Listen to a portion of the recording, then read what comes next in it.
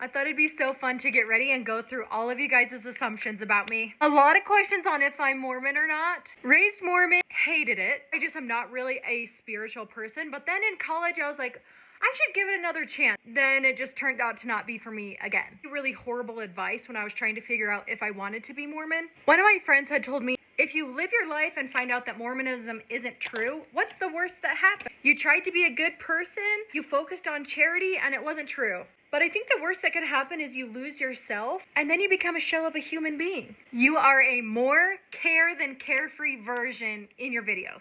And the answer to that is absolutely. Sourdough is my space where the stakes are not that high. The rest of my life is motherhood and building a life, and the stakes are a lot higher. It's a lot more important to me to try to do the right thing when it comes to raising my children than it is making sure the timing of my stretch and folds is exactly on par. That's why I started Sourdough. Motherhood, very hard transition for me, and I needed something for myself where I could just be carefree and have fun. You were a cheerleader slash dancer? That is correct. I kind of did everything. I grew up in a really small town where you basically could be a part of anything and everything. I was in student council, I played basketball, I did cheer, I did volleyball, I did softball, I did track, I did yearbook. That I have amazing confidence and always know what I'm doing. That is not true. That definitely was true in my teenage and early college, which I think is opposite from most people. That I'm the fun friend and the group therapist. I would say that I am a fun friend in certain scenarios. Other times I'm the one that needs therapizing. I kind of got it into my head at a very young age that people only wanted to hang around me if I was being funny, like Chandler from Friends, especially the episode where they're trying to go skiing and he's making a bunch of jokes and smoking about his parents being divorced. That's me.